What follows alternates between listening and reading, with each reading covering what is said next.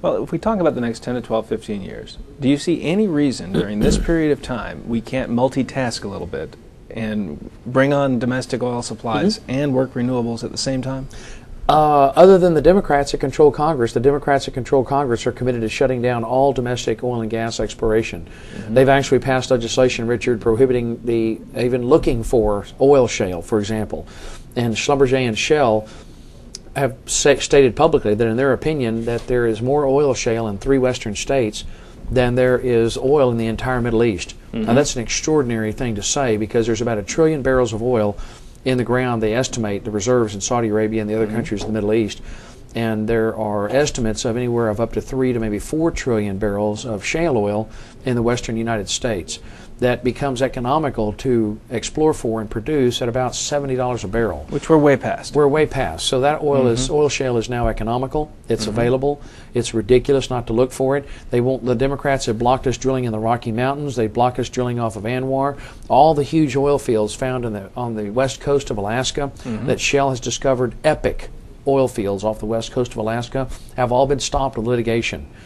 So we have got to get a conservative Congress, we've got to have a conservative president, and we've simply got to cut the red tape and unleash the creative genius of this country to get out there and explore for the oil that the good Lord blessed this nation with in order to get past that next 10 to 15 years, and then, as you say, multitask.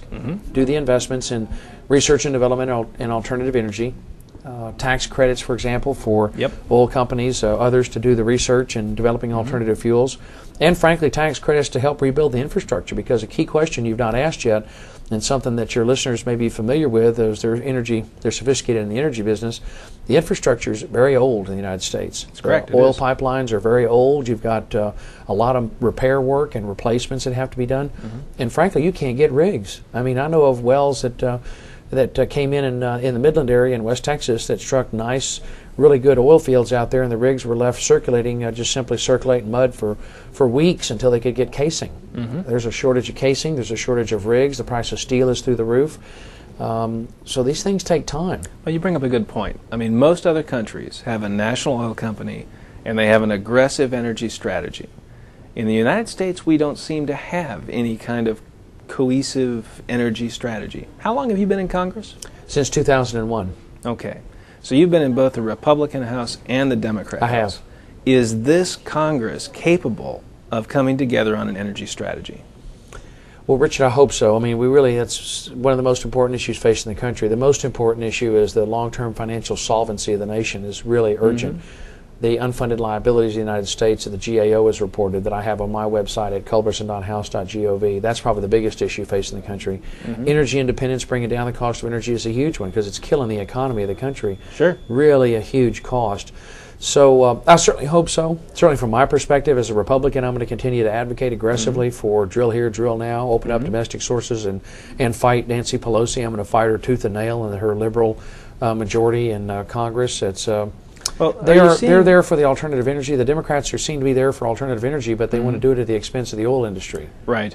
Well, and I do see some moderate Democrats also saying the same thing. Recently we interviewed Congressman John Green. Yes, he is a good man. Yes. Gene Green understands the energy industry. Well, and he brought up some of the very same points. Do you think there are enough between the Republicans and these oil patch Democrats to make something happen in Congress? Yes, if we get a vote. That's the only reason Nancy Pelosi will not call this to a vote is she knows that the House, majority of the House, would vote to drill here and drill now. Well, in changing the subject on you slightly, we are coming up on an election.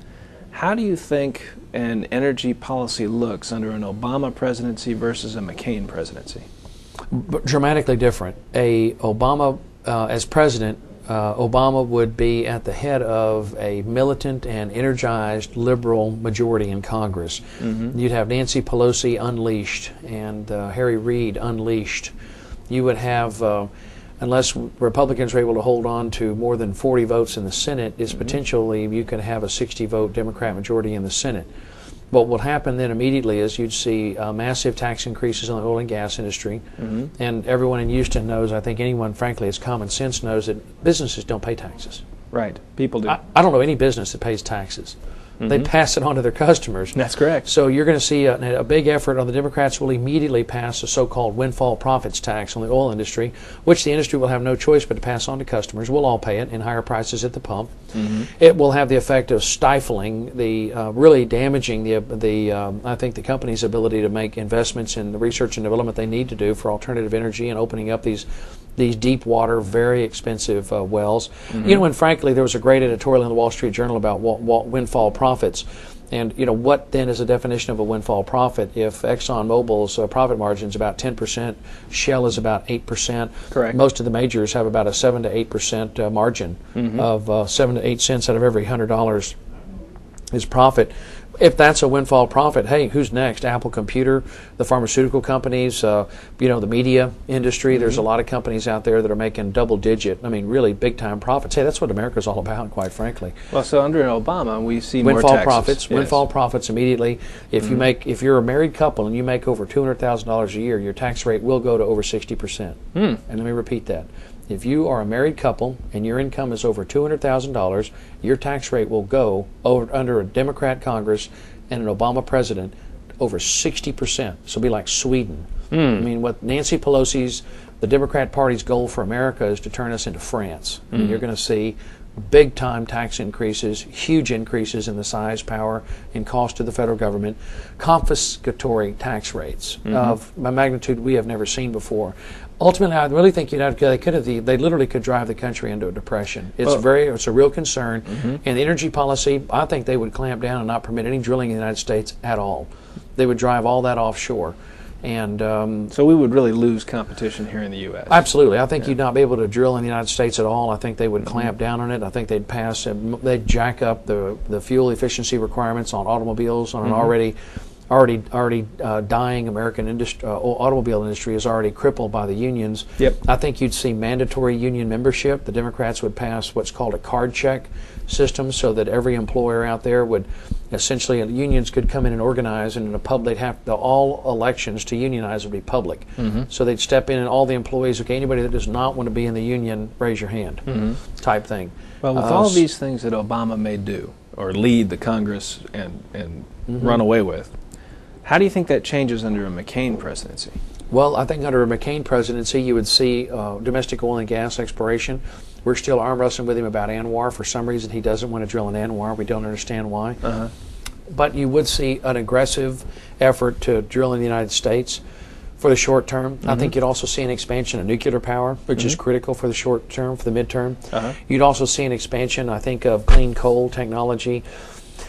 You know, he is unfortunately committed to ethanol, which drives me nuts. I think ethanol is a terrible waste of good corn that cattle and people need. There's a lot of starving people in the world, and all you're doing with ethanol is driving up the price of corn. And I think it's a terrible, terrible use of corn.